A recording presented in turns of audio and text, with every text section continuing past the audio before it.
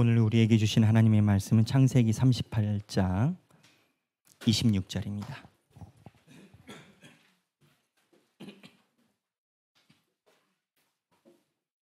창세기 38장 26절 말씀입니다. 다 함께 봉독하시겠습니다. 유다가 그것들을 알아보고 이르되 그는 나보다 옳도다. 내가 그를 내 아들 셀라에게 주지 아니하였음이로다 하고 다시는 그를 가까이 하지 아니하였더라. 아멘. 이 말씀은 살아계신 하나님의 말씀입니다.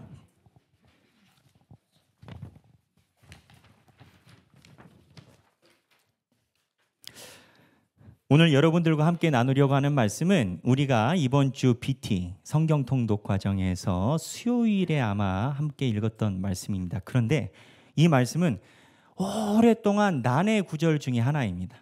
심지어는 어떠한 신학자는 대놓고 아주 솔직하게 써놨습니다. 이 성경장의 핵심은 파악하기가 너무 어렵다. 왜 그랬을까요? 이 내용이 너무 요즘 아이들 말로 쇼킹한 내용이기 때문입니다. 유다가 자기 며느리와 잠자리를 했습니다. 그리고 그 아이가 태어났습니다. 이 내용입니다. 그럼 유다가 왜 자기 며느리와 잠자리를 하게 됐나요? 우리 성경 통독을 통해서 그 장을 읽으신 분들은 이미 다 아시는 내용이지만 첫째 아들이 있었는데 첫째 아들을 하나님이 이유는 잘 모르지만 악하다 여기셔서 첫째 아들을 죽여버리셨어요. 그런데 이스라엘 백성 그 고대 근동엔 수혼법이라는 게 있었습니다.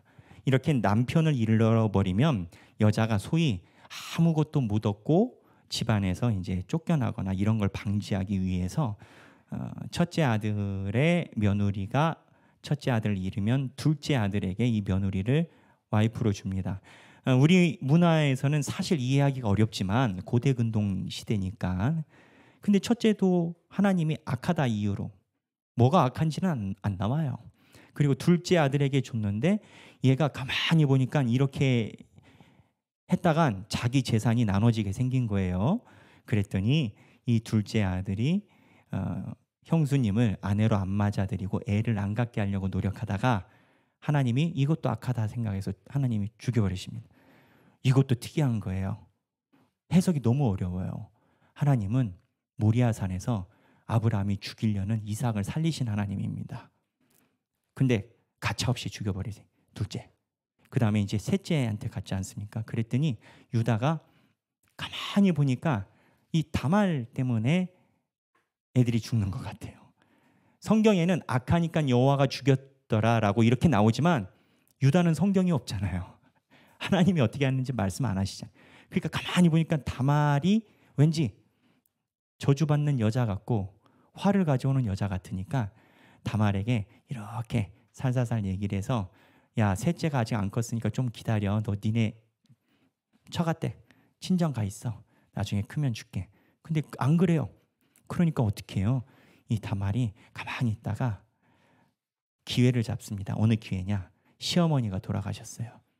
이 시어머니가 돌아가셔서 시아버지가 시어머니 장례를 하고 슬픈 가정이 있을 때 집에 오다가 이제 길거리에 몸을 파는 여자처럼 변장하고 있다가 시아버지가 신분이 잘 안 보이니까 관계를 하고 아이가 생겼고 이 아이가 생겼다는 소식을 듣고 유다가 아니 세상에 내가 셋째 셀라를 안 줬는데 며느리가 임신해? 그래가지고 죽이려고 하다가 증거를 딱 보니 당신 아들이요 했더니 네가 나보다 옳도다. 그래가지고 성경에 이 본문이 이제 유다의 자손 얘기가 나와요. 이게 얼마나 어렵겠어요. 저는 신학교 다닐 때부터 이 본문을 잡고 계속 씨름을 했습니다. 속 시원한 답이 안 나와서. 아까 얘기를 했지 않습니까? 종교개혁자들도 대놓고 이 본문은 도대체 주제를 잡기가 너무 어렵다. 저도 그러고 성경은요 우리가 다 알 수가 없어요.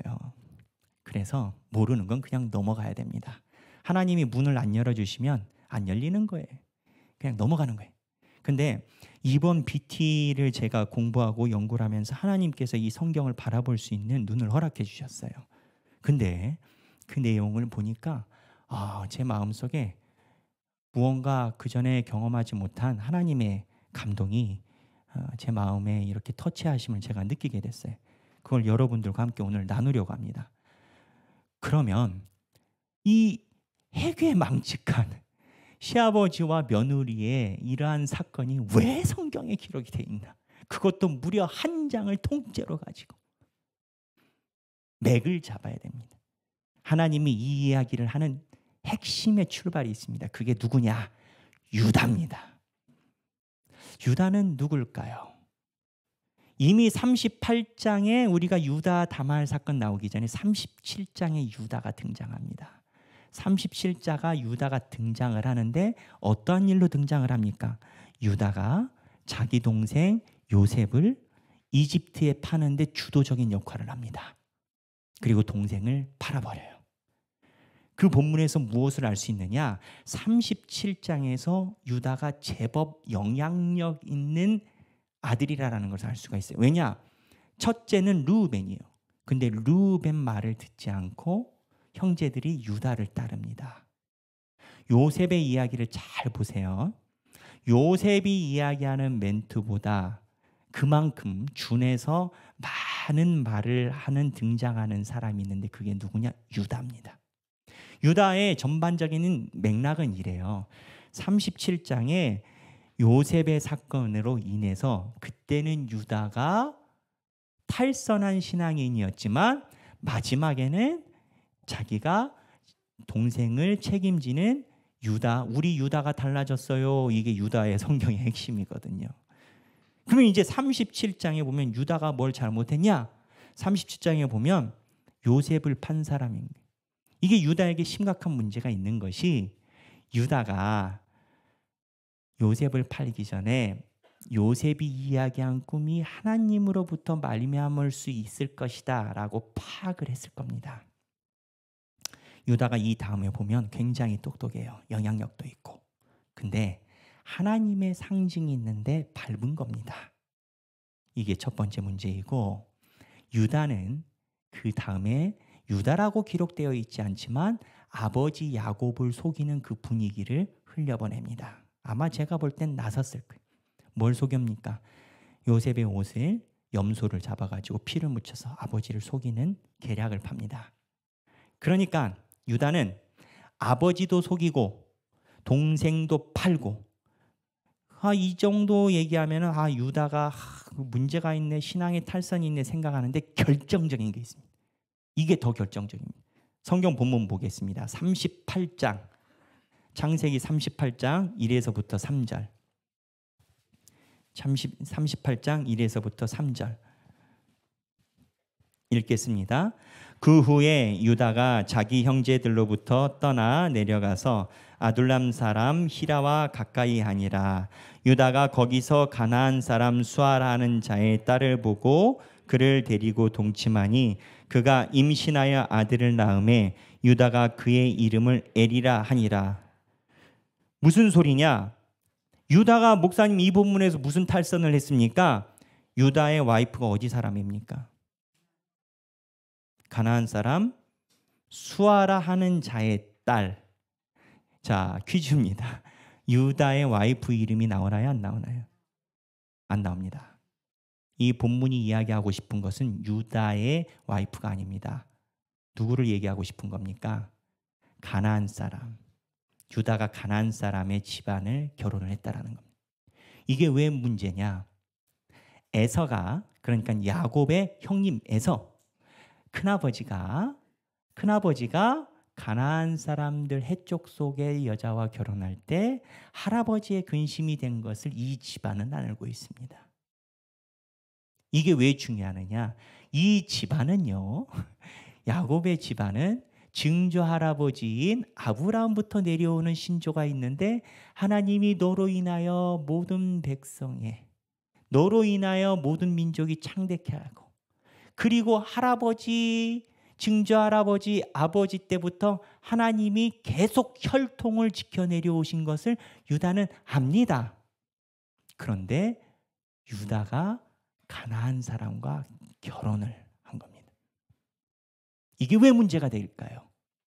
유다는 이게 문제라고 생각 안 했을 겁니다. 그런데 왜 문제가 되냐면 유다가 예수 그리스도의 직계 조상이기 때문입니다. 유다가 만약에 여기에서 가나안 족속의 피를 섞으면 예수 그리스도의 직계 조상 계보에 문제가 생깁니다. 마태복음 1장 보겠습니다. 마태복음 1장. 마태복음 1장.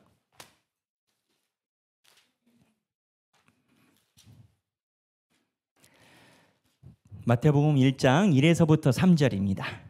다 함께 읽겠습니다. 아브라함과 다윗의 자손 예수 그리스도의 계보라.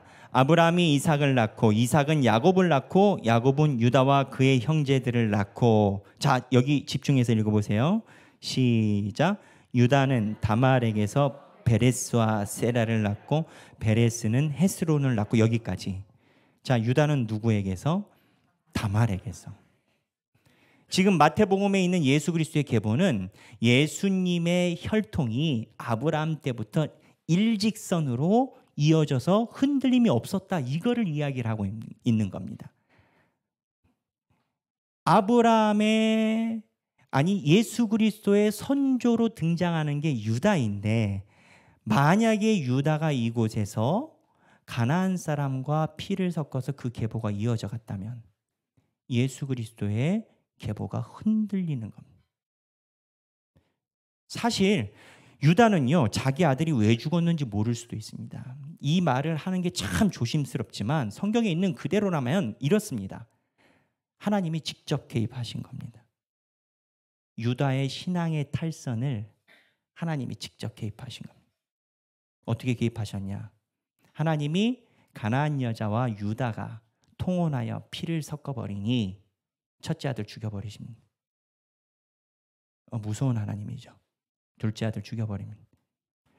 만약에, 저는 그렇게 생각합니다. 유다가 다른 이유로 셋째 아들 결혼 안 시켰는데 셋째 아들 결혼을 시켰으면 죽을 가능성도 있었겠다는 생각을 합니다. 저 개인적인 생각입니다. 하나님이 왜 그렇게 했을까요? 하나님은 유다에게서 흘러내려오는 마귀의 마지막 꼬리를 쳐내시는 겁니다. 목사님, 유다 다말 사건에서 마귀의 꼬리가 어디가 등장합니까? 우리 창세기를 읽으면서 이거 궁금하지 않으세요? 에덴 동산에서 아담과 하와를 그렇게 꼬실라제이션 했던 뱀은 어디 갔을까? 아니, 그때 이후로 방학이에요, 뱀이. 그때 열심히 활동하더니 그 다음에 등장하지 않아요. 그리고 성경도 그런 얘기가 없고. 근데 성경은 묘하게 그거를 찝어내지 않지만 찝어낸과 동시에 그게 확대되니까 놔두는데 성경의 기록을 그대로 놔둡니다. 뭐냐? 사단이 가지고 있는 그 역사가 하나님의 믿음의 족보에도 계속 일어납니다. 사단의 총체적인 이름이 뭔지 아십니까? 여러분, 귀신이 있죠? 마귀 있죠? 귀신과 마귀의 오리지널 이름이 뭔지 아십니까? 제가 말로만 했는데 성경 한번 찾아봅시다. 요한복음 8장 44절입니다. 요한복음 8장 44절. 여러분이 무당에게 점을 보는 사람을 만나든 소원으로 귀신을 만나든 마귀를 만나든 그들의 압이, 그들의 족보가 있는데 요한복음 8장 44절입니다. 다 함께 읽겠습니다. 요한복음 8장 44절. 제가 가진 성경 159페이지, 210페이지.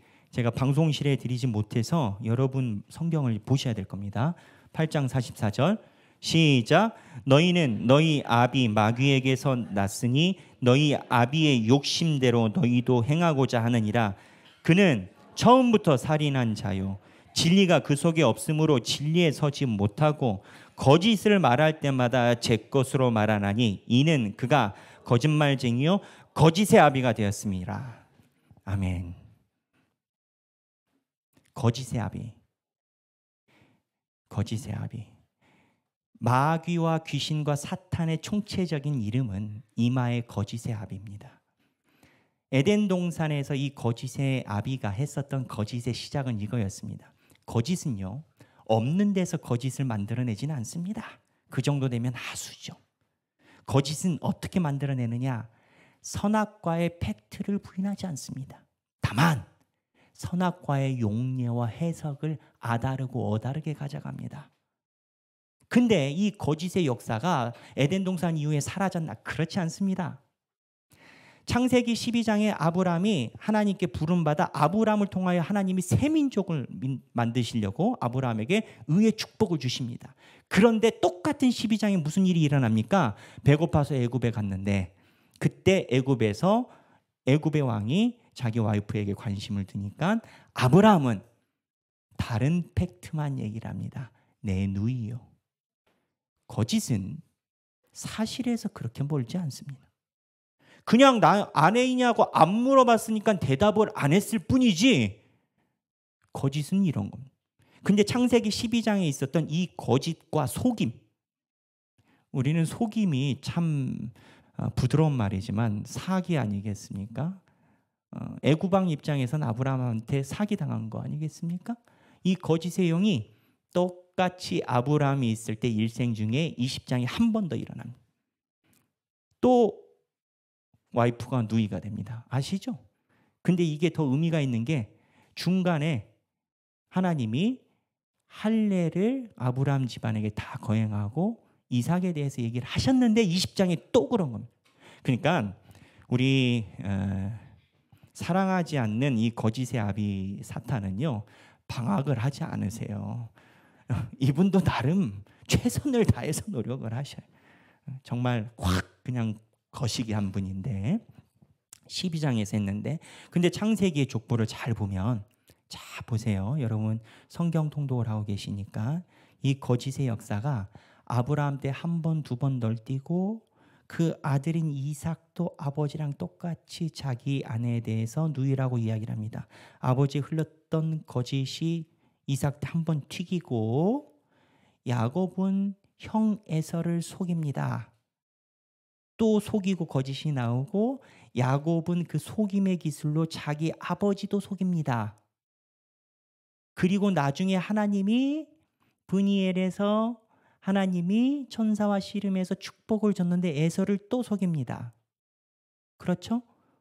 방학 안 하셨어요? 쭉 가다가 나중에 이 야곱이 속이는 그 거짓의 영이 야곱의 아들 12명, 이때는 이제 12명, 11명이지만 이 11명, 12명이 어떻게 하느냐?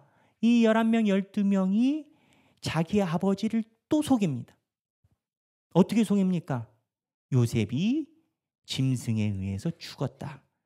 옷을 사다가 일부러 염소에 피를 묻혀서 죽었다라고 얘기를 합니다. 속임의 역사가요, 여러분, 에덴 동산에서 하나님이 끝내고 하나님이 자기 백성을 건지려고 할 때 마귀의 역사도 쭉 합니다. 근데 이때 이 거짓의 핵심이 유다에 점절됩니다. 유다는요, 자기 다말에게 자기 먼저 아버지를 속이는데 절대적인 영향력을 행사합니다. 성경에 보면 르우벤이 리더십을 갖고 있지 않고 유다가 리더십을 갖고 있습니다. 유다의 손에는 오른쪽으로 갈 수도 있고 왼쪽으로 갈 수도 있습니다. 그래서 형제들에게 애굽에 팔자 할 때 유다가 팔자 할 때 판 겁니다. 근데 이때 유다가 아버지를 속일 때 유다가 그랬다라는 표현은 없지만 이러한 영향력을 가지고 있는 유다가 아버지를 속이는데 직접적으로 개입이 됐을 수밖에 없는 겁니다. 근데 이 유다가 나중에는 다말도 속입니다. 다말에게 셋째를 안 주는 이유가 뭐냐 했을 때 내 아들이 안 커서 그렇다. 본심은 성경에 기록되어 있습니다. 내 아들이 죽을까 봐 너한테 내 아들 못 준다. 그러니까 성경의 흐름을 보면 이 거짓의 영이 결국 예수 그리스도의 짓게 되는 유다의 점철이 돼서 가나안 사람과 결혼을 하게 하고 여기에서 꽃을 피우고 있는 겁니다. 그때 하나님은 무엇을 하셨나요? 이 부분이 복과 화가 있습니다. 하나님은 절대 쉬거나 졸지 않으십니다. 하나님은요, 직접 유다의 인생에 개입하셔서 첫째, 둘째 죽여버리십니다. 그리고 하나님이 어떻게든 개입하셔서 다말이라는 며느리를 유다의 와이프로 만들어서 그 계보가 이어지게 합니다. 이 다말이 누구냐? 성경학자들 대부분이 이 다말이 누군지 모른다라고 얘기를 합니다. 족보가 기록이 없어요. 근데 하나 확실한 건 앞에 가나안 사람 수아의 딸이라고 기록을 해놨는데 다말은 그 기록이 없으니 가나안 사람은 아니다라고 얘기를 합니다. 해밀턴이라는 신학자가 우회적으로 복선을 깔면서 이야기하는 내용이 이 다말은 가나안 사람은 아니다. 근데 또 증거가 뭐냐? 여러분, 다말이라는 이름이요, 유대인들 사이에서 있습니다. 왕족 안에 있습니다. 누굴까요? 다윗의 사랑하는 딸이 다말입니다. 그러니까 이 다말이라는 이름은 이스라엘 백성들이 귀하게 사용하는 이름의 용례인 겁니다. 그렇게 보면 지금 유다는 자기 와이프가 가나안 사람 수아의 딸이었지만 다말은 유대인일 가능성이 높습니다. 이거를 송병현이라는 신학자는 직접 주장을 합니다. 무슨 소리냐? 마귀가 들끓어서 하나님의 족보에서 모든 것을 이뤄나갈 때 하나님이 직접 개입해서 족보를 엎어버리고 계신 상황인 겁니다. 그런데 왜 하나님이 개입을 하셨을까요? 하나님이 개입하시는 시점을 우리가 잘 봐야 됩니다. 하나님이 개입하지 않으면 유다는 아무도 야단칠 사람이 없습니다. 유다는요, 아버지도 속였습니다. 유다는요, 형제들 중에서 영향력을 가지고 있습니다. 나중에 요셉의 이야기에서 뒤에서 보면 유다가 말하는 멘트가 제일 많이 기록되어 있습니다. 아버지도 유다를 뭐라고 할 수도 없고, 큰아버지 에서도 가나안 사람 결혼했으니 나에 대해서 터치할 수가 없고, 형제들 사이에서 유다가 애굽에 팔자 했는데 그 형에게 거스릴 사람이 누가 있겠습니까? 유다가 가지고 있는 신앙의 탈선과 감각을 아무도 통제할 수 없는 상황이 되는 겁니다. 그때 하나님이 개입하신 겁니다. 근데 이게 복과 화라는 게 있습니다. 하나님은요, 세상이 이야기하는 복에 관심이 없으십니다. 하나님이 개입해서 직접 데리고 오신 복이 뭔지 아십니까? 유다는요, 하나님과 관계 맺는 신앙에 관심이 없어요. 유다는 하나님이 말씀하신 족보의 복에 관심이 없어요. 지금은요. 어느 신학자는 그 얘기를 합니다. 잘 생각해봐라. 아브라함 때 모든 민족이 아비가 된다고 하나님이 해주셨는데 아브라함이 175, 이삭, 야곱, 유다까지 4대가 오는데 400년이 넘도록 이 대가 오면서 야곱, 아브라함의 집안은 그냥 그나물의 그 밥이다. 그러면 이 유다가 하나님의 복을 소중하게 여겼겠는가? 세상이 다 그러고 우리 집안에 변화가 없다라고 했을 때 하나님의 복음을 유다가 신앙적으로 소중하게 여겼겠는가? 그렇다고 신앙을 떠난 건 아니고, 그러니 유다는 하나님의 신앙과 믿음에 성장하는데 큰 관심이 없어요. 그냥 그럭저럭 깊이도 안 들어가고 완전히 떨어지지도 않고 계륵처럼 살짝 걸쳐있는, 살짝 걸쳐있는. 근데 복이랑 화가 같이 있다는 얘기가 하나님이 유다보다도 유다의 신앙에 더 관심이 많으십니다. 하나님이 유다 본인보다도 유다의 신앙에 더 관심이 많으신 겁니다. 왜? 야, 내가 너에게 복 주려고 준비를 하고 있는데 네 집안으로 예수 그리스도를 보낼 건데 너 그렇게 정신없이 사냐? 그래서 하나님이 결단하셔서 모리아산에서 이삭을 살리셨던 하나님이 여기선 유다의 아들 둘을 죽여버리십니다. 악하다라고 표현, 뭐가 악할까요? 성경에서 악한 건 딱 하나입니다. 하나님의 뜻에서 어긋난 것이 악한 겁니다. 성경은 하마르티아라라는 그 어원이 이야기하듯이 관역에서 빗나간 것이 악한 건데 하나님의 뜻이 관역이고 하나님의 뜻에서 빗나간 것이 악입니다. 유다가 그런 신앙을 가졌으니 아들들이 그런 신앙을 가질 리가 천부당 만부당할 것이고, 하나님이 직접 개입하셔서 이거를 엎어버리십니다. 여러분, 유다의 전체적인 이야기를 들으면서 여러분은 어떤 생각이 드십니까? 저는 사실 신학교 때부터 저도 이 본문이 너무 어려웠어요. 그리고 이 본문을 설교해 주시는 많은 목사님들 설교를 들어봤지만 죄송하지만 제 마음속에 해갈이 안 됐어요. 성경은 안 풀리면 넘어가야 됩니다. 억지로 풀려고 하면 오히려 하나님이 원하지 않으십니다. 안 풀리는 이유는 하나님이 저에게 하나님의 뜻이 있으셔서 죽을 때까지 안 알려주시든지 아니면 나중에 알려주시든지, 안 풀리면 그냥 하나님께 맡기고 신앙생활 하는 거예요. 근데 이번 BT를 통해서 묵상을 하는데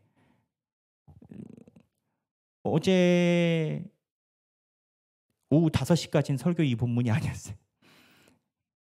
근데 이 본문을 하나님이 보게 하시고 내 마음속에 주시는 마음이 저에게 주시는 메시지가 있는 거예요. 나의 신앙보다도 하나님이 내 신앙에 더 관심이 많으시. 근데 여기에 또 하나의 복이 있어요. 그 복이 뭐냐? 하나님이 하시는 일은 세상에서 많은 악과 어려움이 점철되고 나를 엄습해와도 하나님 뜻은 절대 꺾지 않으시고 복으로 세워버리신다는. 지금 이러한 과정은요, 시편에 있는 비유를 들자면 시냇가에 심은 나무가 시절을 쫓아 과실을 맺게 하게끔 하나님이 유다를 들여다가 시냇가에다가 그냥 확 심어 놓으신 케이스인 거예요. 우리도 맞죠. 하나님이 시냇가에다가 확 심으실 것이고, 또 하나, 내 주변에 내가 아니라 상황이 너무 어렵고, 유다 시대에 어떻겠어요? 아니, 세상에 형제가 인신매매범한테 형제를 팔면서 윤리적인 양심이 없는 사회가 그게 공정한 사회겠어요? 이러한 사회에서 무슨 정의가 있고 무슨 올바름이 있겠어요? 세상이 이렇게 기울어져 버리면 형제가 형제를 인신매매범에게 파는 것이 아무렇지도 않은 사회가 되어버리면 소돔과 고모라와 거의 비장파장인 거예요. 그거를 누가 돌리겠어요? 아버지는 눈이 어두워져서 힘이 없는데. 근데 하나님이 이야기하시는 건 나 살아있다. 근데 이게 우리에게 또 희망인 거예요. 내가 힘이 없고 내 주변 환경을 못해도 하나님 살아계세요. 내 신앙에 대한 메시지가 2개. 네가 방황하면 야, 백영기, 너보다 내가 네 신앙에 더 관심 많아. 나 너 시냇가에 확 심어버릴 거다. 2번째, 시냇가에 심으며 살아가면서 걱정하지 마라. 나 살아있다. 이 부분이 하나님이 이 메시지를 유다 집안에 확실하게 사인을 보내주십니다. 그게 어디냐? 오늘 본문 38절입니다. 38장, 창세기 38장 26절입니다. 유다가 이제 다말이랑 아이를 갖게 됐어요. 뭐 실수라고 얘기하든 사고라고 표현하든 그거 중요하지 않아요. 하나님이 심어서 하나님의 계보를 지키시고 아이를 갖게 됐는데 그 아이가 특이해요. 나오는 순서가 특이해요. 자, 성경 한번 잘 읽어보세요. 읽고 나서 제가 질문 낼 거예요. 38장 26절, 38장 26절부터 본문 띄워드립니다. 방송팀에서 읽겠습니다. 유다가 그것들을 알아보고 이르되 그는 나보다 옳도다. 내가 그를 내 아들 셀라에게 주지 아니하였음이로다 하고 다시는 그를 가까이 하지 아니하였더라. 자, 여기 먼저 끊어서 볼게요. 유다는 다말이 그렇게 이야기하는 걸 보고 뭘 느꼈냐면 하나님의 손을 느낀 겁니다. 다말이 옳다고 이야기하는 게 아니라 하나님이 지금 이 하시는 일에 네가 사용되고 있는 게 옳다라는 겁니다. 유다는 지금 말도 안 되는 정말 입에 올리기도 힘든 이 본문 갖고 전도를 어떻게 하겠어요? 근데 진흙탕 속에서 하나님의 손이 보인다라는 겁니다. 그러면서 27절, 해산할 때 보니 쌍태라. 쌍태가 뭡니까? 쌍둥이라는 거죠. 28절 해산할 때 손이 나오는지라 산파가 이르되 이는 먼저 나온 자라고 홍색실을 가져다가 그 손에 메었더니 29절 읽겠습니다. 그 손을 도로 들이며 그의 아우가 나오는지라 산파가 이르되 내가 어찌하여 터뜨리고 나오느냐 하였으므로 그 이름을 베레스라 불렀고 그의 형 곧 손에 홍색실 있는 자가 뒤에 나오니 그의 이름을 세라라 불렀더라. 퀴즈. 유다의 아들 둘이 있는데 이름이 뭐와 뭡니까? 베레스와 세라. 누가 첫째입니까? 세라죠. 근데 누가 먼저 나왔습니까? 베레스가 먼저 나왔죠. 어떻게 됐을까요? 성경에 있는 본문대로라면 출산할 때 어머니 자궁에서 아기 손이 하나 나온 거예요. 그래서 산모가 얘가 먼저 나오려나 보다, 쌍둥이니까 표시해놔야지, 얘가 첫째니까 하고 실을 딱 매줘단 말이에요. 근데 다시 손이 들어간 거예요. 그러더니 아까 실 맨 아이가 아니라 다른 애가 먼저 나온 거예요. 그쵸? 그쵸? 그래서 둘째, 어떻게 보면 첫째가 둘째가 되고, 그러면 예수님 계보에 누가 계보에 기록이 되어 있나? 베레스가 인간의 눈으로는 둘째인 겁니다. 근데 여기 하나님의 의지와 하나님이 보여주시는 게 있어요. 왜 야곱과 에서에서 둘째 야곱에게 하나님의 역사를 흘러가게 하셨냐? 장자로 인해서 역사가 흘러가는 건 당연하잖아요. 하나님이 이야기하시는 것은 나는 너희들 역사에서 너희들 생각대로 움직이지 않아. 너희들은 장자가 당연히 계승을 하지. 아니, 나는 내가 선택한 자가 계승을 해. 그게 야곱과 에서의 이야기고, 유다 이야기에서도 똑같이 다말 사건이 이야기를 하시면서 예수 그리스도의 계보에서 둘째가 다시 첫째가 되게 증표를 확실하게 보여주시는 거예요. 무슨 얘기냐? 유다 사건 잘 봐라. 유다는 유다의 신앙에 관심이 없지만 나는 유다의 신앙을 끝까지 지켜낸다. 이게 우리의 복이기도 하고 인간적으로 화이기도 한 겁니다. 그러나 우리 눈에는 복입니다. 성경 본문을 쭉 읽어보면 다음 주에 제가 말씀을 준비하고 있는데, 요셉의 이야기는 유다와 요셉을 극명하게 대비시킵니다. 근데 핵심은 뭐냐? 유다 이야기에서도 보이지 않는 하나님의 손을 얘기를 합니다. 근데 요셉도 마찬가지. 요셉이 죽는 그날까지 하나님의 음성 한 번을 못 듣습니다. 근데 하나님이 요셉의 인생에서도 보이지 않게 하나님이 역사하셔요. 그러나 차이가 뭔지 아십니까? 요셉은 하나님이 역사하심을 보고 고백을 합니다. 그랬더니 요셉의 자손에게는 두 분깃을 주십니다. 두 분깃이 뭐냐? 12지파가 있잖아요. 야곱이 12지파를 축복을 하는데, 12지파를 축복할 때 다른 사람은 유다면 유다, 레이면 레이 하나씩인데, 요셉은 요셉 빠지고 요셉 아들 둘을 위에다 올려버립니다.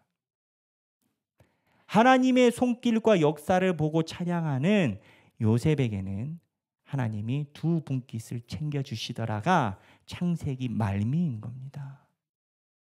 하늘에서 불이 떨어지지 않고 기적이 없어도 하나님이 보이지 않는 곳에서 내 신앙을 만져주시고 나는 그 길을, 나의 갈 길 다 가도록 예수와 함께 걸어가겠다는 그 민족은 내가 요셉처럼 끝까지 지키신다라는 메시지이고, 하나님이 유다를 벌하지 않으세요. 야단치지는 않으세요. 하지만 유다 신앙 끝까지 지키셔서 줄상의 본전은 챙겨주시는 거예요.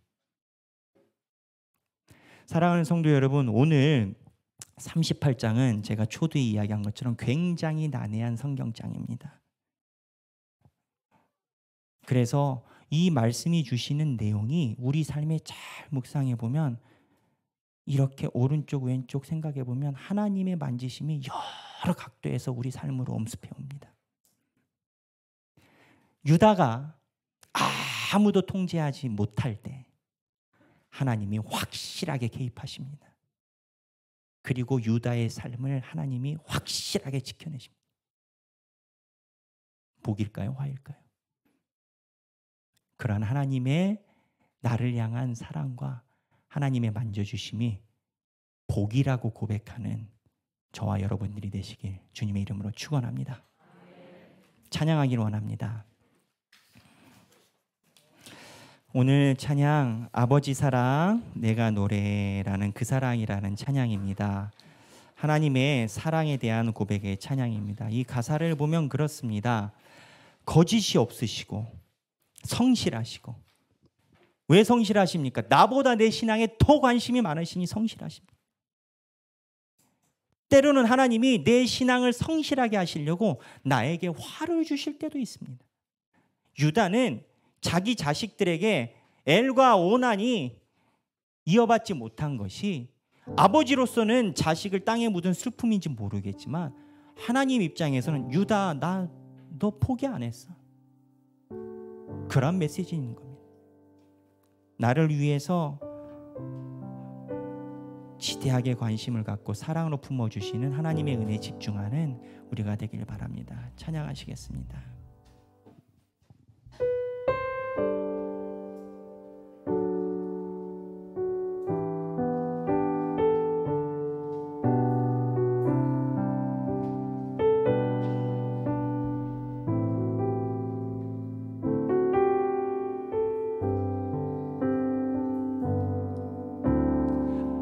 아버지 사랑 내가 노래해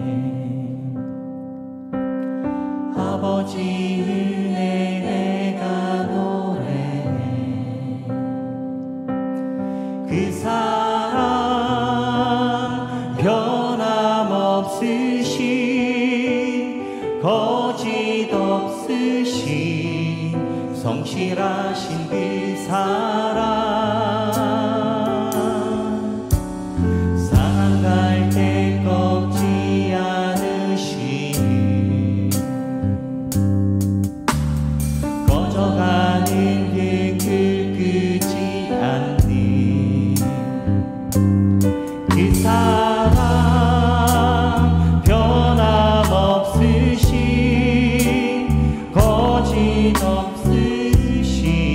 성실하신 그 사랑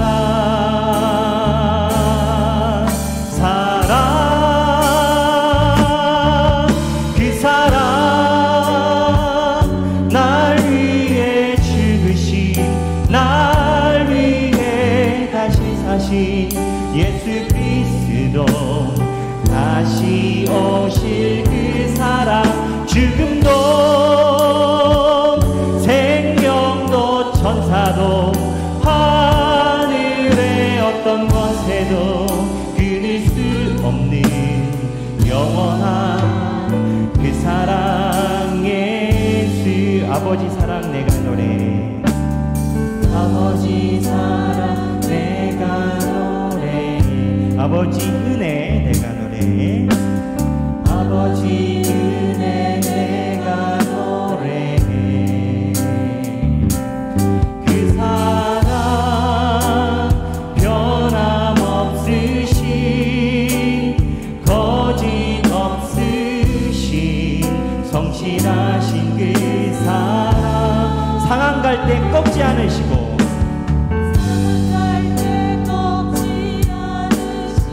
꺼져가는 등불 끄지 않으시고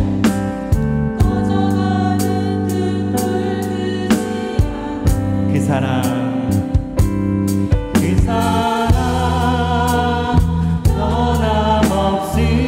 변함없으신 거짓 없으신 성실하신 그 사랑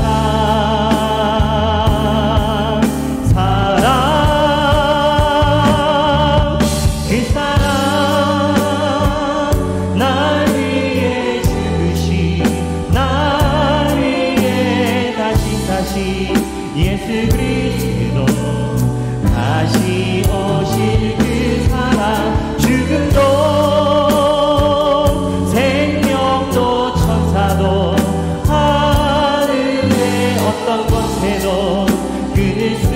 없는 영원한 그 사랑, 예, 그 사랑 날 위해 죽으신 그 사랑, 날 위해 죽으신, 날 위해 다시 사신 예수 그리스도, 다시 오실 그 사랑, 죽음도 생명도 천사도 하늘의 어떤 권세도 끊을 수 없는 영원한 그 사랑 예수. 기도하겠습니다. 하나님 아버지, 저희를 주님의 은혜로 하나님의 자녀로 부르시고 유다처럼 제가 가지고 있는 신앙의 관심보다 하나님이 우리의 신앙에 더 관심을 가져주심에 감사드립니다. 하나님, 때로는 복이 없어 보이고 하나님이 안 계신 듯 한 듯하여 이도 저도 아닌 가운데 걸려있는 신앙이 우리도 있었음을 고백합니다.